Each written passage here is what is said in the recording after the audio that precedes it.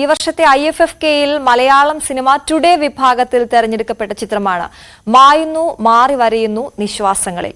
ഈ ചലച്ചിത്രത്തിന്റെ സംവിധായകൻ ഡോക്ടർ അഭിലാഷ് ബാബുവും മുഖ്യ കഥാപാത്രങ്ങളിൽ ഒരാളായ സൂര്യയുമാണ് ഇന്ന് നമ്മുടെ അതിഥികളായി എത്തിയിരിക്കുന്നത്. രണ്ടുപേർക്കും സ്വാഗതം രാവിലെയിലേക്ക്.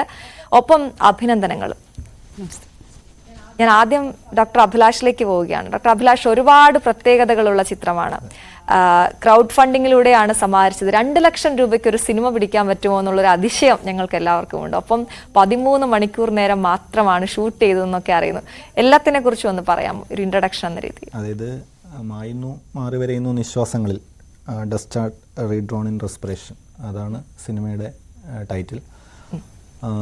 അത് ഈ പറഞ്ഞ പോലെ ഒരു ക്രൗഡ് ഫണ്ടഡ് ആയിട്ടുള്ളൊരു മൂവിയാണ്. ജനകീയ ധനസമാഹരണത്തിലൂടെ നിർമ്മിച്ചൊരു സിനിമയാണ്. ജനങ്ങളിൽ നിന്ന് ഒരു ടിക്കറ്റിൻ്റെ പൈസ നമ്മൾ വാങ്ങിക്കുന്നു, 100 രൂപ വാങ്ങിക്കുന്നു. അത് സിനിമയുടെ കംപ്ലീഷന് ശേഷം എന്താണ് അവർക്ക് തിരിച്ച് കാണിച്ചു കൊടുക്കുക എന്ന് പറയുന്ന ഒരു ഐഡിയ ആണ് ക്രൗഡ് ഫണ്ടിങ്ങിലൂടെ. അപ്പോൾ ഇത് എൻ്റെ രണ്ടാമത്തെ സിനിമയാണ്. ആലോകം എന്ന് പറയുന്ന ആദ്യ ഒരു സിനിമ 2023 സിനിമ ഉണ്ടായിരുന്നു. അത് ഇംഗ്ലീഷിലെ ഒരു കവി റോബർട്ട് ബ്രൗണിങ്ങിൻ്റെ 5 കവിതകളെ ബേസ് ചെയ്തുകൊണ്ടുള്ള ഒരു സ്ട്രക്ചറാണ് അതിനുണ്ടായിരുന്നത്. അതും ഈ പറഞ്ഞ പോലെ ഒരു ക്രൗഡ് ഫണ്ടഡ് ആയിട്ടുള്ളൊരു സിനിമയായിരുന്നു. ഇതിപ്പോൾ ഈ 2024 ചിത്രീകരണം ആരംഭിച്ച രണ്ടാമത്തെ സിനിമയാണ്. അത് 2.5 ലക്ഷം രൂപയ്ക്ക് കംപ്ലീറ്റ് ആയി എന്ന് പറഞ്ഞാൽ അതിൻ്റെ ഒരു മേക്കിങ്ങിലൊരു പ്രത്യേകത കൊണ്ട് അങ്ങനെ സംഭവിച്ചതാണ്. ഒരു മോക്യുമെൻ്ററി എന്ന് പറയാവുന്നുള്ള ഒരു വിഭാഗത്തിൽ, എന്നാൽ ഡോക്യുമെൻ്ററിയുടെ സ്റ്റൈലിനെ ഫോളോ ചെയ്യുകയും അതേസമയം തന്നെ ഒരു യഥാർത്ഥത്തിലുള്ളതല്ലാത്ത ഒരു കഥ, ആ അർത്ഥത്തിലാണ്. അങ്ങനെ അതിൻ്റെ ഒരു സ്റ്റൈല് അങ്ങനെ അഡോപ്റ്റ് ചെയ്തതുകൊണ്ടാണ് ഈ പറഞ്ഞ 2.5 ലക്ഷത്തിന് നമുക്ക് സിനിമ തീർക്കാനായിട്ട് പറ്റിയത്. അത് അതിൻ്റെ ഒരു സ്റ്റൈലിൻ്റെ ഫോർമാറ്റിൻ്റെ പ്രത്യേകത കൊണ്ട് അങ്ങനെ സംഭവിച്ചതാണ്. ആ ഫോർമാറ്റ് അങ്ങനെ സ്വീകരിച്ചത് കൊണ്ട് മാത്രമാണ് ഈ പറഞ്ഞ പോലെ 13 മണിക്കൂറുകൾ കൊണ്ട് ചിത്രീകരണം പൂർത്തിയാക്കാനും കഴിഞ്ഞത്. ഓക്കെ, ഞാൻ താങ്കളിലേക്ക് വരാം. ഇതിലാകെ 7 കഥാപാത്രങ്ങളാണുള്ളത്. അതിൽ പ്രധാനപ്പെട്ട 4 കഥാപാത്രങ്ങൾ ഒരാളായാണ് സൂര്യ എത്തുന്നത്. സൂര്യ ഈ ചിത്രത്തിലേക്ക് എങ്ങനെയാണ് എത്തിയത്? കഥാപാത്രത്തെ കുറിച്ചൊന്ന് പറയാമോ? ഓഡിഷൻ വഴിയാണ് എത്തിയിട്ടുള്ളത്. കഥാപാത്രത്തെ കുറിച്ച് കൂടുതലായിട്ട് ഇപ്പോൾ വെളിപ്പെടുത്താൻ പറ്റില്ല. ഷോ നടക്കാൻ പോവുകയാണ്. പുറത്ത് അങ്ങനെ കൂടുതൽ ഷോകൾ ചെയ്തിട്ടില്ല. ഓഡിഷൻ വഴി എത്തിയതിന് ശേഷം നമുക്ക് ഗ്രൂമിംഗ് സെക്ഷൻ ഉണ്ടായിരുന്നു. ഒരു 3 ദിവസത്തെ എല്ലാ കഥാപാത്രങ്ങളെയും മെയിനായിട്ട് ചെയ്യുന്ന എല്ലാ കഥാപാത്രങ്ങളും ചേർന്ന് ഉള്ള ഒരു ഗ്രൂമിംഗ് സെക്ഷൻ ഉണ്ടായിരുന്നു. അതായിരുന്നു ആ സിനിമയുടെ ഏറ്റവും വലിയൊരു വിജയം എന്ന് പറയുന്നത്. കാരണം ആ ഒരു വർക്ക്ഷോപ്പിൽ നമ്മൾ ഈ 4 കഥാപാത്രങ്ങളും എല്ലാവരും ഈ 4 കഥാപാത്രങ്ങളായിട്ട് അതിൽ നമ്മൾ പ്രാക്ടീസ് ചെയ്തു. അതുകൊണ്ട് തന്നെ ഈ 4 കഥാപാത്രങ്ങളുടെയും ഫീലിങ്സുകൾ, അവരെന്ത് സംസാരിക്കും എന്നുള്ളതിനെ കുറിച്ചൊക്കെയുള്ളൊരു നല്ലൊരു ബോധ്യം നമുക്ക് ആ ഷൂട്ട് ചെയ്യുന്ന സമയത്ത് നന്നായിട്ടുണ്ടായിരുന്നു. അതുകൊണ്ട് തന്നെ ആയിരിക്കും ഒരു കാരണം ഇത് ഈ 5 മണിക്കൂർ കൊണ്ടൊക്കെ നമുക്ക് ഷൂട്ട് ചെയ്ത് കഴിയാനായിട്ട് സാധിച്ചത്. കാരണം നമ്മുടെ ഒരു ഇപ്പം സിനിമ ഷൂട്ടൊക്കെ നടക്കുന്നത് പോലെ ഒരു സീൻ എടുത്ത് അത് കട്ട് ചെയ്ത് അങ്ങനെയുള്ളൊരു രീതിയിലല്ല നമ്മൾ ഷൂട്ട് നടന്നിരിക്കുന്നത്. അപ്പോൾ അത് ഒരു വലിയൊരു വിജയമായിരുന്നു.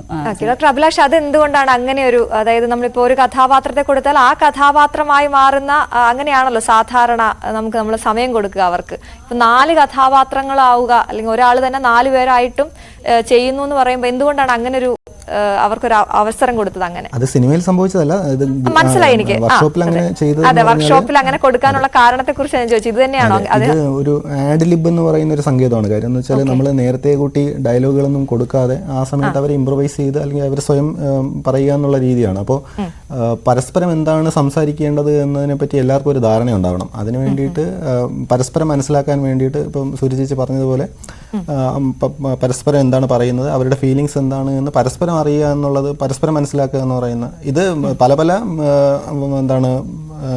വർക്ക്ഷോപ്പിൻ്റെ ഇടയിൽ പല മെത്തേഡുകൾ, ഗ്രൂമിങ്ങിൻ്റെ മെത്തേഡുകൾ ഉപയോഗിച്ചതിൽ ഒരു മെത്തേഡാണ് ചേച്ചി ഇപ്പോൾ പറഞ്ഞത്. കൂടുതലും അവരവർ എന്താണ് പറയേണ്ടത്, അല്ലെങ്കിൽ അവരുടെ ബാക്ക് സ്റ്റോറി എന്താണ്, അങ്ങനെയുള്ള കാര്യങ്ങളെ പറ്റി തന്നെയാണ് കൂടുതലും അവർക്ക് ട്രെയിനിങ് കൊടുത്തത്. അതിൻ്റെ കൂട്ടത്തിൽ ഒരു ഏരിയ ആയിരുന്നു ക്യാരക്ടേഴ്സ് പരസ്പരം സ്വിച്ച് ചെയ്തതിന് ശേഷം അവരെ കൊണ്ട് പറയിപ്പിക്കുക എന്നുള്ളത്. ഈ ബാക്കി 3 പേരും സ്ത്രീ കഥാപാത്രങ്ങൾ തന്നെയാണ്? അല്ല, 2 പുരുഷ കഥാപാത്രങ്ങളും 2 സ്ത്രീ കഥാപാത്രങ്ങളുമാണ്. എപ്പോഴെങ്കിലും അപ്പൊ ഈ ഒരു ആക്ടിവിറ്റി കൊടുത്തപ്പോ, വർക്ക്ഷോപ്പിൽ കൊടുത്തപ്പോ ഈ കഥാപാത്രം ഇന്നയാൾ ചെയ്താൽ കൊള്ളാമായിരുന്നു, അതായത് നമ്മൾ നേരത്തെ തീരുമാനിച്ചതല്ലാതെ അങ്ങനെ തോന്നിയിരുന്നു? ഏജ് ഡിഫറൻസ് ഉണ്ട്, 2 ഒരു അമ്മയും മകളും ഒരു അച്ഛനും മകനുമാണ്. അപ്പൊ അവരെ പരസ്പരം പറ്റില്ലല്ലോ. ആഹാ, അതെ അതെ. ഞങ്ങൾക്ക് അതിനെക്കുറിച്ച് കൂടുതൽ അറിയില്ലല്ലോ, ഇത് കഥാപാത്രങ്ങളെ ഏജും ഒന്നും അറിയാത്തത് കൊണ്ട് അങ്ങനെ ചോദിച്ചതാണ്. അപ്പൊ ഈ സിനിമയുടെ ഷൂട്ടിലേക്ക് എത്തുമ്പോൾ 13 മണിക്കൂർ എന്ന് പറയുന്നത് സ്ട്രെസ്ഫുൾ ആയിട്ടുള്ള 13 മണിക്കൂർ ആയിരുന്നോ? അല്ല, പറഞ്ഞോളൂ, ഡയറക്ടർ പറഞ്ഞോളൂ. സ്ട്രെസ്ഫുൾ ആയിരുന്നു എന്നാണോ ചോദിച്ചത്? അതെ അതെ. അല്ല, 13 മണിക്കൂർ നമുക്ക് അങ്ങനെ സ്ട്രെസ്ഫുൾ ഒന്നും ആയിരുന്നില്ല. കാര്യം ഈ പറഞ്ഞ വർക്ക്ഷോപ്പ് അതിന് ശേഷം തന്നെ സത്യത്തിൽ വർക്ക്ഷോപ്പ് ഈ ഇടവിട്ട് വർക്ക്ഷോപ്പുകൾ വയ്ക്കാമെന്നുള്ളതായിരുന്നു ആദ്യത്തെ ഒരു ഐഡിയ. പക്ഷേ ഈ 3 ദിവസത്തെ വർക്ക്ഷോപ്പോട് കൂടി തന്നെ നമ്മൾ കോൺഫിഡൻ്റ് ആയി. അപ്പോൾ അതിനുശേഷം ഡയറക്റ്റ്ലി ഷൂട്ടിൽ പോകാമെന്ന് ആക്ടേഴ്സ് കൂടി അവർ ഓക്കെ പറഞ്ഞുകൊണ്ടാണ് നമ്മൾ ഉടനെ തന്നെ അതിലോട്ട് പോയത്. പിന്നെ കൂടുതൽ ഗ്യാപ്പ് എടുത്താൽ അതും ഒരു ബുദ്ധിമുട്ടാകുമെന്ന് വിചാരിച്ചിട്ട് ഉടനെ തന്നെ പോവുകയും ഈ പ്രധാന ഭാഗം, ഈ 4 കഥാപാത്രങ്ങൾ അവതരിപ്പിക്കുന്ന പ്രധാന ഭാഗം 5 മണിക്കൂർ 6 മണിക്കൂർ അതിൻ്റെ ഇടയ്ക്ക് ഒറ്റ ദിവസം കൊണ്ട് തന്നെ ഏകദേശം ഒറ്റ ടേക്കിൽ തന്നെ അത് തീരുകയായിരുന്നു. അങ്ങനെയാണ് സംഭവിച്ചത്. അത് സ്ട്രെസ്ഫുൾ ആയിരുന്നില്ല. പിന്നെ ഉള്ള 2 പോർഷൻ എന്ന് പറഞ്ഞാൽ ഓരോ ആൾക്കാർ വീതം വന്നു പോകുന്ന ഒരു കമൻട്രി പോലെ ഉള്ള, അത് സിനിമ കണ്ടാലും എനിക്കും കൂടുതൽ മനസ്സിലാവുക. അത് വേറെ വേറെ ദിവസങ്ങളിൽ ചെയ്തതാണ്. അത് ഒന്ന് ഒരു തിരുവനന്തപുരത്ത് തന്നെയാണ് ചെയ്തത്. മറ്റൊന്ന് ചെയ്തത് ജോധ്പൂരിലായിരുന്നു ആ കഥാപാത്രം അവതരിപ്പിക്കുന്ന ഷെറിൻ. അവിടെ ഒരു യൂണിവേഴ്സിറ്റിയിലെ ടീച്ചിങ് ഫാക്കൽറ്റിയിൽ ഉള്ള ആളാണ്. അപ്പോൾ പുള്ളിക്കാരി ഡോൺ പാലത്ര ഡയറക്ടറുടെ പാർട്ട്ണറാണ്. അപ്പോൾ എനിക്ക് നേരിട്ട് അവിടെ പങ്കെടുക്കാൻ പറ്റിയില്ല. ഞാൻ തന്നെ ഇവിടെ ഫോണിലൂടെ അതിൻ്റെ സ്പെസിഫിക്കേഷൻസ് ഡോണുമായിട്ട് ഡിസ്കസ് ചെയ്യുകയും ഡോൺ തന്നെ അത് ഷൂട്ട് ചെയ്ത് ഇതെന്താണ് ഒരു ടെലി ഡയറക്റ്റിംഗ് പോലെ അങ്ങനെയുള്ളൊരു പരിപാടിയായിരുന്നു. അപ്പോൾ അങ്ങനെ അതിൻ്റെ ഷൂട്ടിംഗ് നടന്നത് അങ്ങനെയാണ്. ഇത് ഈ 3 ദിവസങ്ങളിലായി 13 മണിക്കൂർ എന്നാണ് ഉദ്ദേശിക്കുന്നത്, അല്ലാതെ ഒരു ദിവസത്തെ 13 മണിക്കൂറുകൾ അങ്ങനെയല്ല. ഓക്കെ, ശരി ശരി, വ്യക്തമാണ്. നമുക്ക് ഈ ഒരു ടൈറ്റിൽ കേട്ടാൽ മായുന്നു, മാറി വരയുന്നു നിശ്വാസങ്ങളിൽ, നമുക്ക് ഒരു പിടുത്തവും കിട്ടത്തില്ല. എന്തിനെ കുറിച്ചാണെന്നുള്ളൊരു പിടുത്തവും എനിക്ക് ഇതുവരെ മനസ്സിലായിട്ടില്ല. അപ്പൊ ആ ഒരു സസ്പെൻസ് ഇട്ടുകൊണ്ട് തന്നെയാണോ, അല്ലെങ്കിൽ എന്തിനെ കുറിച്ചാണെന്ന് പറയാൻ കഴിയും? അതിൽ സസ്പെൻസ് ഇല്ല. കാര്യം അത് സത്യത്തിൽ ഇത് സൂര്യ ചേച്ചി അഭിനയിക്കുന്ന ഒരു കഥാപാത്രം ഒരു കവിതയൊക്കെ എഴുതുന്ന ഒരു ആൾ കൂടിയാണ്. വലിയ കവിയല്ല, ഒരു കവിത എഴുതുന്ന ഒരാളാണ്, ചെറിയ കവി. അപ്പൊ അവരുടെ ജീവിതത്തിൽ എന്താണ് ഒരാൾ വരികയും അവർ ആ പുള്ളിയായിട്ട് നടക്കുന്ന ഒരു ഇന്ററാക്ഷന്റെ ഒരു കാര്യമാണ് അതിന്റെ ഒരു ബേസിക് ത്രെട്ട് എന്ന് പറയുന്നത്. അപ്പോൾ അതിൽ പുള്ളിക്കാരി അവതരിപ്പിക്കുന്ന ഒരു കവിതയിൽ ആദ്യത്തെ വരിയാണ് മായുന്നു മാറി വരയുന്നു നിശ്വാസങ്ങളിൽ. അത് പ്രണയമുണ്ടല്ലേ സിനിമയിൽ? പ്രണയങ്ങളെ പറ്റി 2 പ്രണയങ്ങളാണ് സിനിമയിൽ. പ്രണയം ഞാനിങ്ങനെ ഒരുപാട് ചോദിക്കുന്നില്ല, കാരണം വ്യത്യസ്ത ട്രീറ്റ്മെന്റിൽ എടുത്തിരിക്കുന്ന ഒരു സിനിമയാണ്. നമ്മൾ കാണാൻ പോവാണ്, ഇന്ന് സിനിമയുടെ പൂക്കാലം വരികയാണ്. നമുക്കപ്പോൾ നമ്മൾ കണ്ടുകൊണ്ടിരിക്കുന്ന പ്രേക്ഷകരെ നമ്മൾ കൊടുക്കരുതല്ലോ, ത്രില്ല് അങ്ങനെ തന്നെ ഇരിക്കട്ടെ. അപ്പൊ എന്തായാലും അതല്ലാത്ത കാര്യങ്ങൾ നമുക്ക് സംസാരിക്കാം. സൂര്യയിലേക്ക് പോകുമ്പോൾ സൂര്യ കൂടെ ഉണ്ടായിരുന്നവർ, ഡയറക്ടറൊക്കെ തന്നൊരു സപ്പോർട്ട് എങ്ങനെയായിരുന്നു? ഇതിൽ പ്രധാനമായിട്ടും പറയേണ്ട ഒരു കാര്യം, നമുക്ക് ഈ കഥാപാത്രങ്ങൾ അവതരിപ്പിക്കുമ്പോൾ കിട്ടിയിരുന്ന ഒരു ഫ്രീഡമായിരുന്നു. കാരണം നമ്മളുടെ രീതിയിൽ നമ്മൾ ഒരുമിച്ചിരുന്ന് വികസിപ്പിച്ചെടുത്ത ഒരു കഥ,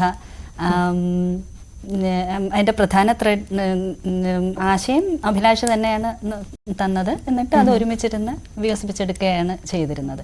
അതുകൊണ്ട് തന്നെ ആ കഥാപാത്രം അവതരിപ്പിക്കുമ്പോൾ കിട്ടുന്ന ഒരു സ്വാതന്ത്ര്യം എന്ന് പറയുന്നത് വളരെ വലുതായിരുന്നു.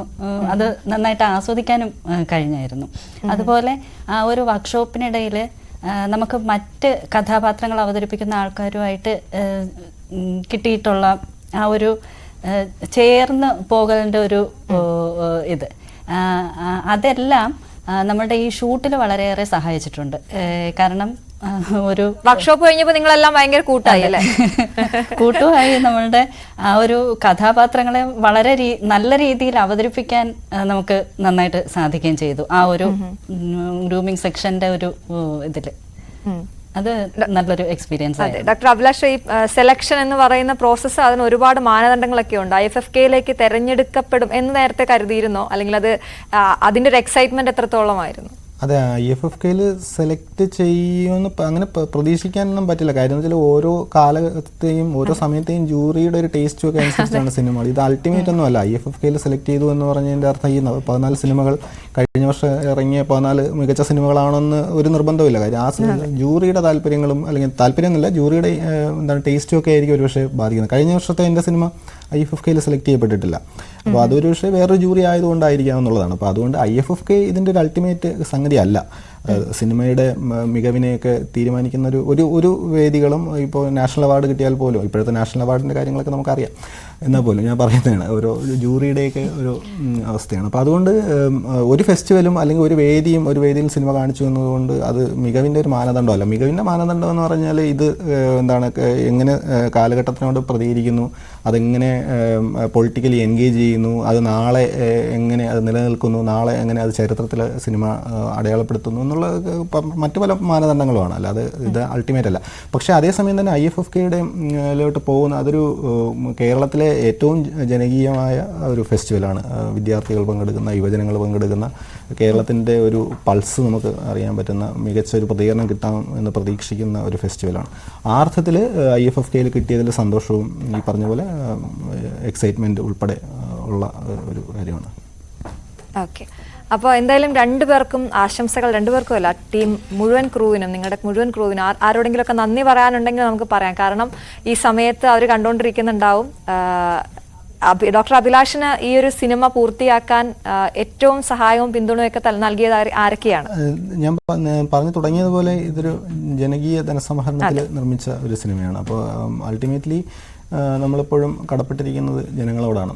അവർ തന്ന പിന്തുണ കൊണ്ടാണ് ഈ സിനിമ കംപ്ലീറ്റ് ആക്കാൻ പറ്റിയത്. ചെറിയ ചെറിയ തുകകൾ സമാഹരിച്ചുകൊണ്ടുള്ള അതല്ലാതൊരു സിംഗിൾ പ്രൊഡക്ഷനോ അങ്ങനെ ഒരു പ്രൊഡക്ഷൻ കമ്പനിയോ ഒന്നും ഇൻവോൾവ് ആയ ഒരു സിനിമയല്ല. കേരളത്തിൻ്റെ ഒരു പ്രത്യേക സാഹചര്യത്തിൽ അങ്ങനെയൊക്കെ സാധ്യമാവുന്ന ഉള്ളതാണ്. അപ്പോൾ നമ്മളൊന്ന് ഇങ്ങനെ ഒരു പ്രോജക്റ്റ് പറഞ്ഞാൽ ഏറ്റെടുക്കാൻ പറ്റിയ ഒരു പൊളിറ്റിക്കലി അവെയറായ, കൾച്ചറലി മോട്ടിവേറ്റഡ് ആയിട്ടുള്ള ഒരു സമൂഹം നമുക്കുണ്ട് എന്നുള്ളത് കൊണ്ട് അതിൻ്റെ ഒരു സന്തോഷം അല്ലെങ്കിൽ അതിൻ്റെ ഒരു കംപ്ലീഷനൊക്കെ എളുപ്പത്തിൽ നടക്കുന്നതാണ്. അപ്പോൾ ആ അർത്ഥത്തിൽ ജനങ്ങളോട് തന്നെയാണ് ഇതിനെ സഹകരിച്ച, ഇതിന് പിന്തുണ നൽകിയ, ആശയപരമായും സാമ്പത്തികമായും ഒക്കെ പിന്തുണ നൽകിയ എല്ലാ ആൾക്കാരോടും. പിന്നെ ഇതിൽ ഉണ്ടായിരുന്ന ക്രൂ പലപ്പോഴും നമ്മൾ വലിയ രീതിയിൽ അവർക്ക് പേയ്മെൻറ്റോ അങ്ങനെയൊന്നും കൊടുക്കാൻ പറ്റാത്ത രീതിയിൽ ചെറിയ ബഡ്ജറ്റിൻ്റെ ഒരു പ്രശ്നം കൊണ്ടാണ്. അപ്പോൾ അതിനുള്ള പൂർണ്ണമായിട്ടുള്ള പിന്തുണ തന്ന സുഹൃത്തുക്കൾ ഉൾപ്പെടെയുള്ള ക്രൂ ഉണ്ട്.